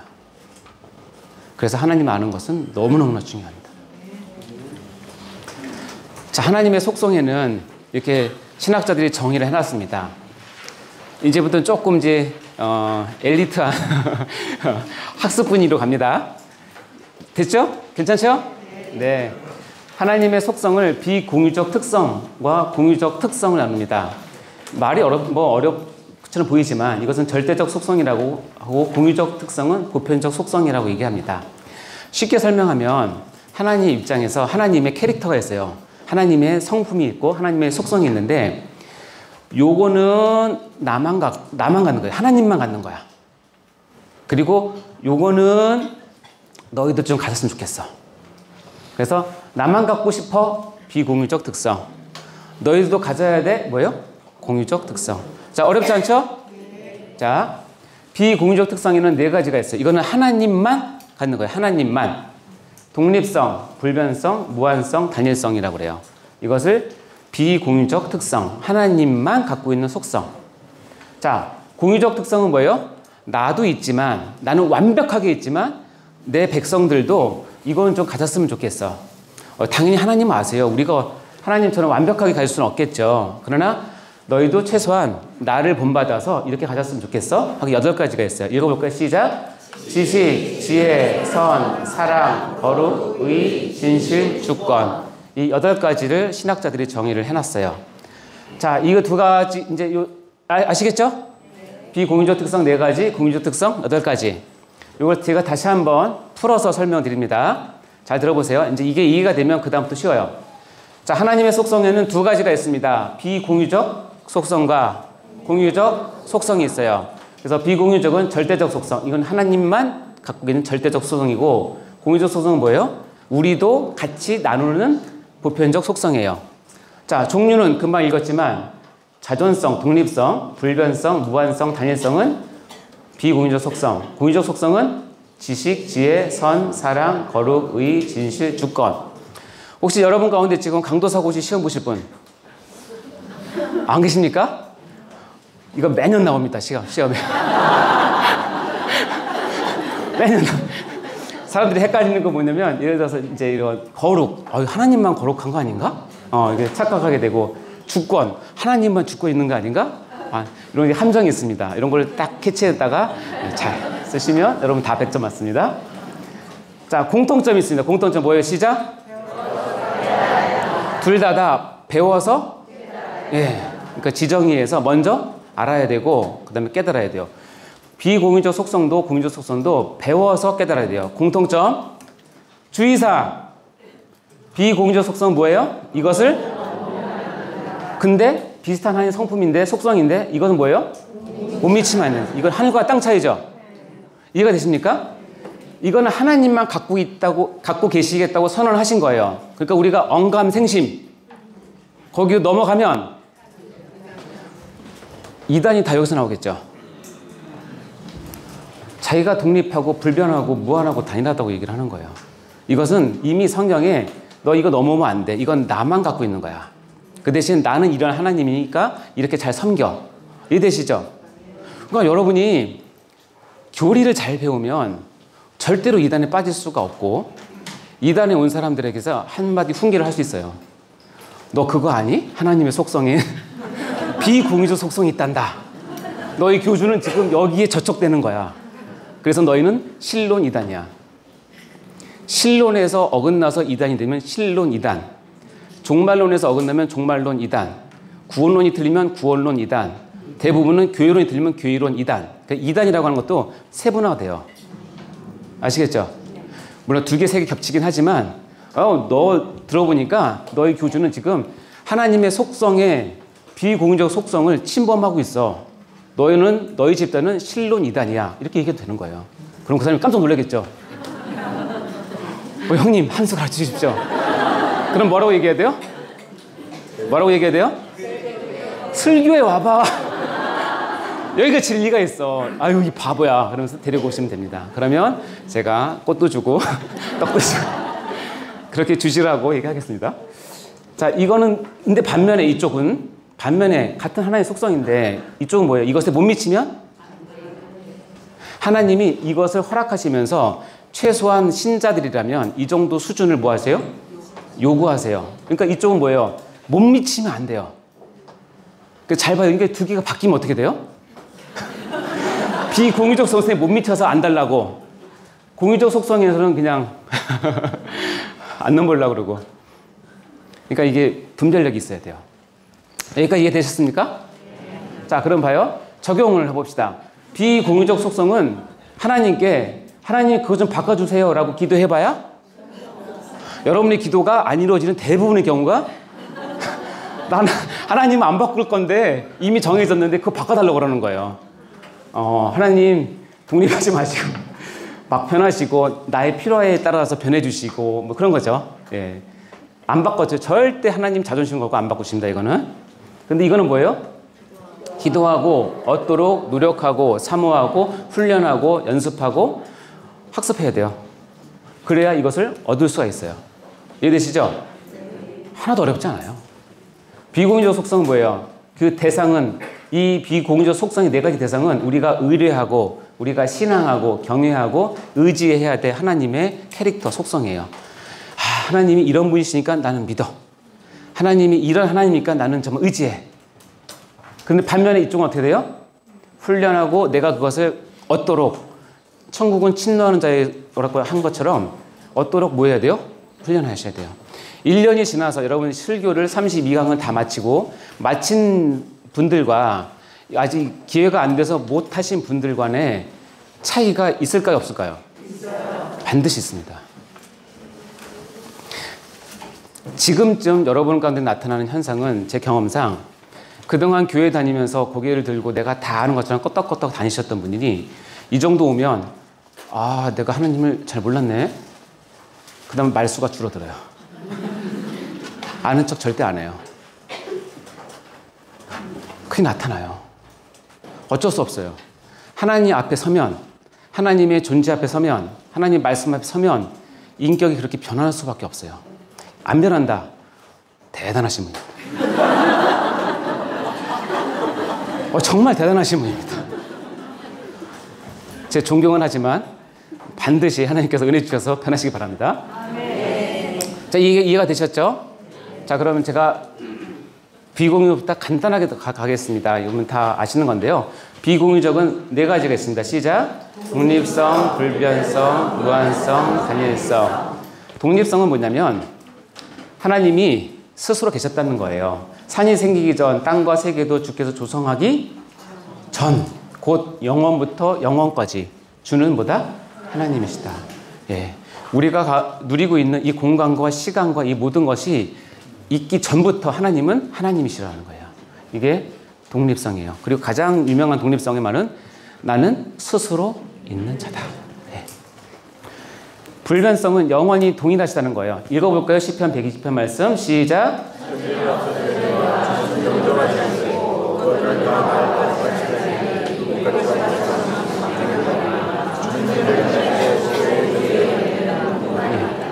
영존하시고 한결같으시고 무궁하세요. 자, 하나님은 영원히 안 변하세요. 동일하세요. 뭐에 의해서? 그분의 존재에 있어서 하나님은 불변하세요. 그분의 속성에 의해, 속성은 하나님께서 불변하시고 그분의 능력은 불변하시고 그의 목적은 불변하시고 그의 작정은 불변하시고 작정을 이루기 위한 언약도 불변하세요. 이런 것들이 영원히 불변하십니다. 무한성, 제한과 결핍이 없는 거예요. 시편 23편 1절 시작. 다윗의 23편 1절 말씀은 대단한 고백이에요. 왜냐하면 하나님의 무한성을 받은 깨달은 다윗이 내가 하나님을 알고 하나님을 나의 구주로 여호와로 섬기다 보니까 뭐라고 그래요? 내게 뭐가 없다고요? 뭐 할 때? 여호와를 나의 목자로 섬길 때 내게 부족함이 없다. 이것은 내가 능력이 있어서 여호와를 섬긴다는 뜻이 아니라 여호와 그분은 어떻게요? 재앙과 결핍이 없으시고 무한하신 분이기 때문에 그분이 나의 목자가 되면 나는 덤으로 부족함이 없다라고 고백을 하는 거죠. 그래서 본질과 속성에서 무한한 것을 완전성이라고 부르고요. 시간에 대해서 아까 우리 봤지만 시간에 대해서 무한한 건 영원성, 하나님은 영원하십니다. 공간에 대해서 무한한 것은 광대성 또는 우리가 흔히 쓰는 말로 무소부재, 없는 것이 없이 다 있으시는 하나님이시죠. 능력에 있어서 무한한 것은 전능성이라고 이야기를 합니다. 어렵지 않죠? 단일성, 유일성 또는 홀로 한 분이시라는 뜻이에요. 신명기 4장 35절 시작. 그들에게 나타나시면 나와는 그들에게 자, 이 말을 한번 우리가 금방 배운 거를 읽어볼까요? 이것을 내게 나타나시면 여호와라고 하는 본명을 가진 신은 뭐라고요? 그럼 내가 믿는 신이라는 뜻이에요. 이해되시죠? 여호와라고 하는 분은 내가 믿는 신입니다. 이런 고백이에요. 이해가 되시죠? 근데 그 다음 말이 뭐예요? 그 외에는 다른 신이 없다. 제가 처음에 얘기했지만 하나님을 신이라고만 부른다면 우리가 다른 잡신들은 신이란 말을 쓸 수는 없어요. 신이라는 개념은 하나님께만 적용할 수 있는 개념이에요. 만약에 어쩔 수 없이 사회 통념상 다른 신들도 우리가 인정하는 사회 분위기라고 한다면 하나님을 신으로만 부르기에는 너무나 아쉬운 거예요. 왜냐하면 그분만이 참신이고 그분이 진짜이기 때문에 그래요. 그래서 우리가 내가 믿는 하나님 여호와 그분은 참신이시고 여기 분명히 말씀하시죠. 그 외에는 다른 뭐가 없다? 신이 없다. 다 가짜다. 다 짝퉁이다. 다 우상이다. 다 아무것도 아니다. 거기에 영적인 존재 마귀가 끼어들어서 우리를 혼란스럽게 할 뿐이지 하나님 앞에 드러나면 다 벌거벗은 것처럼 드러날 정말 쓰잘데기 없는 것들이다 라는 뜻입니다. 왜냐하면 하나님만 유일한 신이시기 때문에 그렇습니다. 아멘? 네. 단일성 이사야서 43장을 볼까요? 나 여호와가 말하노라 너희는 나의 증이 나의 종으로 택함을 입었나니 이는 너희가 나를 알고 믿으며 내가 그인 줄 깨닫게 하려 함이라. 나의 전에 지음을 받은 신이 없었느니라. 나의 후에도 없으리라. 나 곧 나는 여호와라. 나 외에 구원자가 없느니라. 여기 하나님의 자존심이 다 드러나죠. 그렇죠? 나의 전에 지음받은 신도 당연히 없고 앞으로 그럴 일도 없을 것이고 나 곧 나는 여호와라. 너무 멋있잖아요. I am who I am 이 뜻이에요. 나 곧 나는 뭐다? 여호와다. 나 외에 뭐가 없다? 범죄가 없다. 믿으십니까? 네. 그렇게 하기 위해서는 여기 중요한 걸 제가 노란색으로 쳐놨는데 어떻게 믿으라고요? 아는 것과 믿는 것이 뭐가 된다? 하나가 되게 해야 된다. 아멘. 이제 이 말 뜻이 이해가 되죠? 네. 알고 믿으셔야 되는 거예요. 자, 공유조 특성 8개 보겠습니다. 지식, 지혜, 선, 사랑, 거룩, 의, 진실, 주권인데요. 자, 지식은 하나님께서 자신에 대해서 그리고 가능한 실질적인 모든 것에 대해서 완전히 아는 것을 지식이라고 얘기를 합니다. 잠언서 1장 7절 말씀 읽어볼까요? 시작.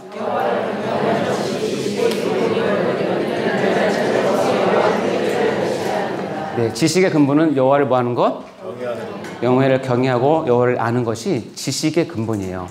그리고 똑같은 것이 지혜에도 쓰이는데 지혜는 수단을 목적에 적용하는 데 나타난 하나님의 지성인데요. 지식과 지혜는 조금 다르긴 해요. 그렇죠? 지식은 어떻게 보면 객관적인 것들을 얘기한다면 지혜는 그것을 운용하는 하나님의 번뜩이는 그 지혜, 재치 이런 걸 얘기하겠죠. 근데 여기 지혜도 어떻게 되냐면 여호와를 경외하는 것이 지혜의 근본이고 거룩한 자를 아는 것이 명철이다라고 얘기합니다.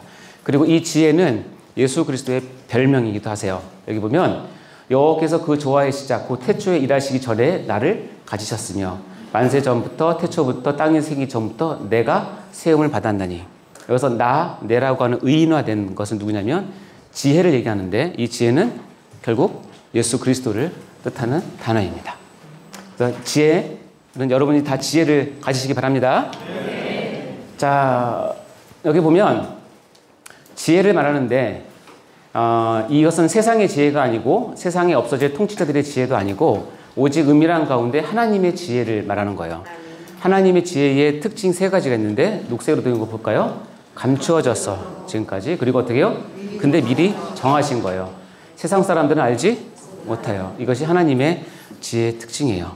그래서 여러분은 감추어졌던 것을 이제 계시를 받기 시작하신 것이고, 이렇게 된 것은 여러분을 하나님께서 정말 사랑하셔서 2024년 3월 31일에 제5강 하나님의 이름과 속성이라고 하는 이 강의에 여러분을 오게 하시라고 하나님께서 미리 정하셨고, 그렇죠?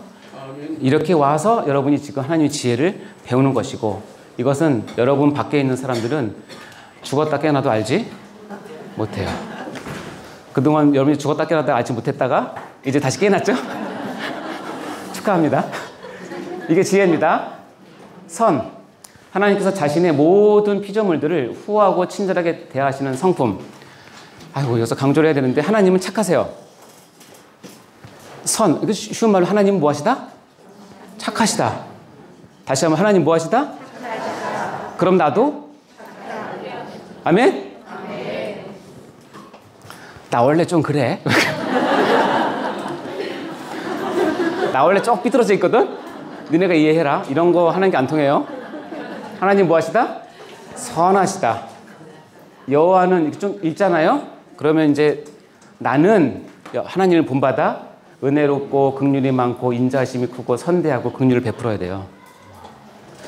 여호와가 이렇게 되는 하나님이라고 날 계시를 하셨잖아요. 여러분 이것을 들으면 좋잖아요.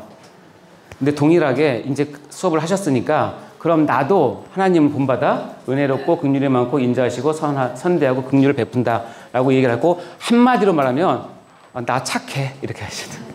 착하다는 게 멍충이 된다는 뜻이 아니라 하나님께서 선하신 그것을 본받아서 선을 행하셔야 된다는 거예요. 아멘? 사랑. 제가 강조하고 싶은 것은 사랑인데요. 8가지의 속성 중에서 가장 오해가 많고 가장 중요하고 그리고 가장 여러분 잘못 알고 있는 것 중에 사랑이에요.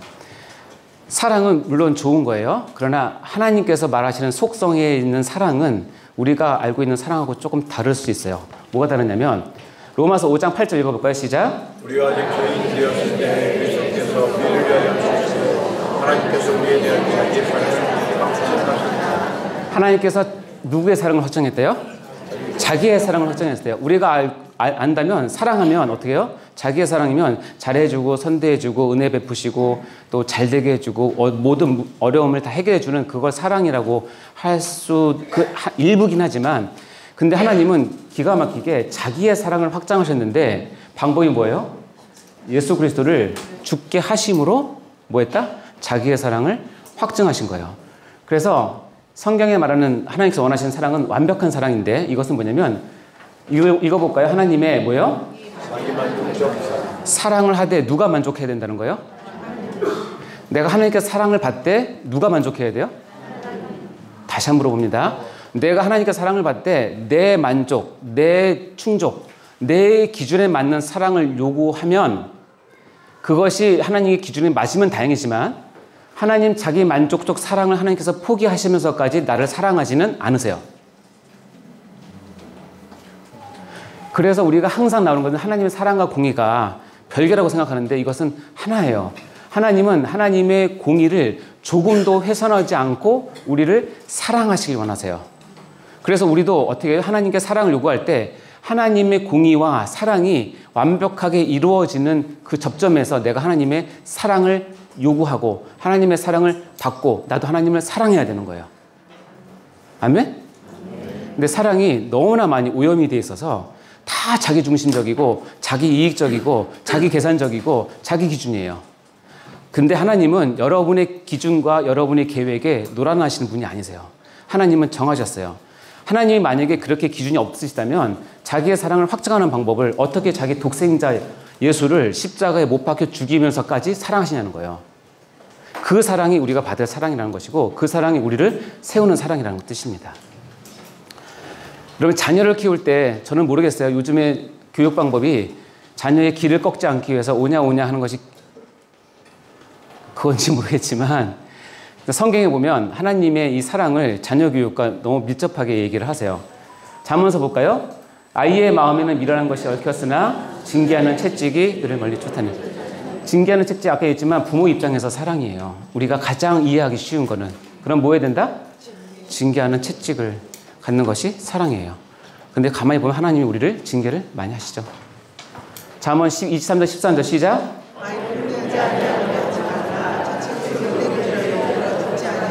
예, 채찍으로 그를 때리는데 죽지 않을 때까지만 되죠. 그런데 이게 자꾸 이게 사랑으로 안 하고 그 부모가 자기 분에 못 이겨서 하면 그거는 절대 사랑이 아니고요. 부모 입장에서 사랑이 가장 하나님 사랑과 근접한 거예요. 어떻게 채찍으로 그를 때릴지라도 죽지 아니할 때까지 훈계하라는 뜻이에요. 매를 아끼는 자는 그의 자식을 미워함이라 자식을 사랑하는 자는 근실히 그를 뭐한다? 이게 사랑이에요. 징계는 다 받는 것이는 너에게 없으면 뭐예요? 나는 하나님께서 나에게 한 번도 섭섭하게 안 하고 한 번도 나에게 그런 거 안 하셔요. 그 좋을 것 같습니까? 하나님이 한 번도 나에게 싫은 소리 안 하세요. 그게 좋을 것 같아요? 아니요. 그럼 뭐다? 사생자 뭔지 아시죠? 아니면 정말 버릇없이 키우는 그런 사랑을 받고 싶으십니까? 그래서 하나님의 사랑을 우리가 이해하기 위해서는 부모의 사랑을 잘 깊이 생각하시면 거의 얼추 비슷합니다. 우리가 얘기했지만 하나님은 하나님의 사랑을 베푸시되 본인 하나님 스스로 만족할 사랑을 베푸세요. 그것을 여러분 잘 기억하시고 사랑을 베푸시고 요구하시면 됩니다. 시편 23편 3절 읽어볼까요? 시작.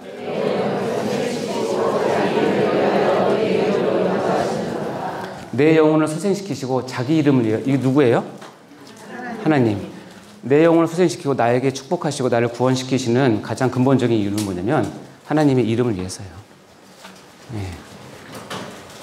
그래서 하나님은 하나님의 사랑을 은혜 또는 긍휼과 자비, 오래 참음과 관용으로 다양한 방법으로 표현하십니다.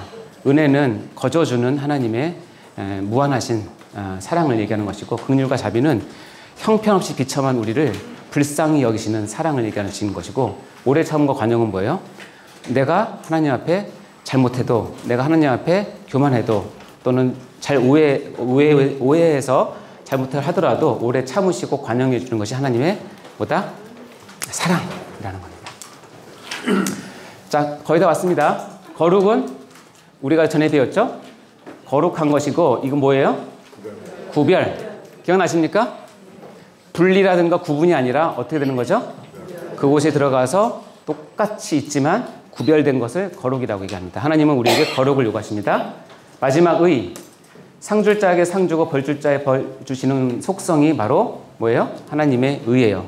그래서 하나님은 죽은 자들이 자기 행위를 따라 책들에 기록된 대로 심판을 받게 하시는 분이세요. 그래서 똑같이 우리도 상 줄 자에 상 주고 벌 줄 자에 벌 주는 그런 속성이 요구하세요. 정의를 요구하시는 거죠. 이 부분은 나중에 보도록 하겠습니다. 마지막 진실은 뭐냐면 하나님의 백성들에게 확신의 터여 소망의 근거여 기쁨의 원인이 됩니다. 하나님은 진실하세요. 그래서 하나님은 사람이 아니시니 거짓말을 하지 않으시고, 옛날 성경에는 여기 뭐라고 되어 있냐면 시건하지 않으시고 뱉은 말을 다시 주워 담아서 바꾸지 않는다는 뜻이에요. 그만큼 하나님은 진실하세요. 그래서 말씀하신 바를 행하지 않으면 하신 말씀 실행하지 않으시랴. 그러니까 하신 말씀은 반드시 뭐한다? 반드시 실행하시고 이루신다. 그게 진실입니다. 주권, 하나님의 절대 주권도 우리에게 주셨어요. 여러분의 가정에서 주권이 있고, 회사에서 주권이 있고, 여러분의 관계에서 주권이 있습니다. 그것을 다 하나님께서 주신 건데, 여러분 주권 뭘 기억하라고요? 기억나십니까? 네. 읽어볼까요? 시작. 혹시 꿈속에서 이 말 들으신 분? 내 마음이다, 이것만 기억하시면 됩니다. 이번 주 치킨 먹을 때 꼭 기억하세요. 자, 이 표를 이제 기억하시겠죠? 네, 여러분 기억하시면 되고, 제가 딱 3분만 쓰겠습니다. 지금까지 배운 하나님의 속성을 가지고 우리가 내릴 수 있는 결론입니다. 뭐냐면 하나님은 나 없어도 단 1초도 아쉬운 분이 아니세요. 아멘? 그러나 나는 하나님 없으면 단 1초도 생존할 수 없는 존재입니다. 아멘? 그래서 나온 노래가 주님 없이는 살 수 없습니다 있죠? 여러분 집에 가서 꼭 불러보세요. 특히 이 부분, 주님 없이는 살 수가 없어요. 이거 어떻게 불러야 되죠?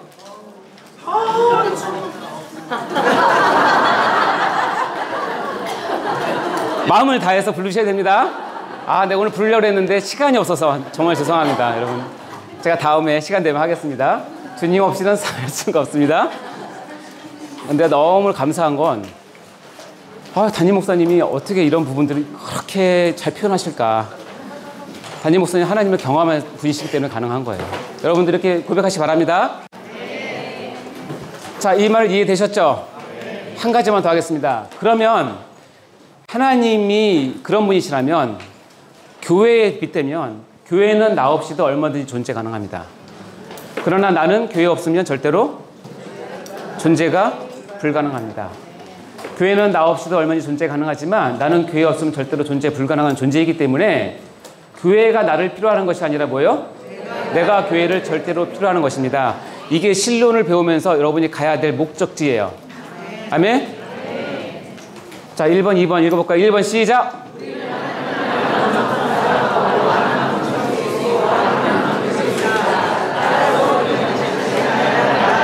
아멘? 2번 시작!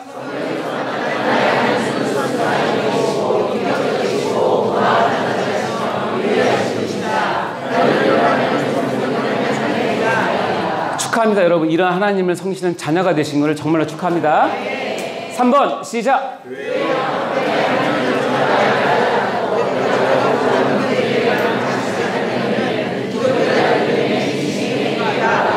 이 미신에서 벗어나시기 바랍니다.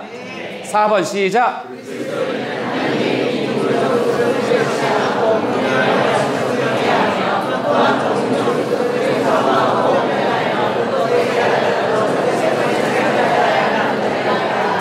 아멘? 기도하고 마치도록 하겠습니다. 하나님 아버지 감사합니다. 저희가 무엇이길래 하나님에 대해서 이름과 속성에 대해서 배울 시간을 주셨습니까?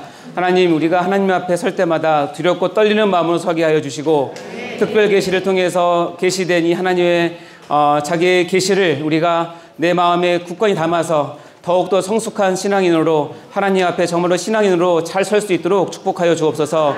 배운 말씀이 땅에 떨어지지 않게 하시고 우리의 영혼과 우리의 마음 가운데 심겨져서 아버지 신앙의 열매를 잘 맺을 수 있도록 축복하여 주옵소서. 모든 영광을 주께 올려드립니다. 감사드리며 예수 그리스도 이름으로 기도합니다. 아멘.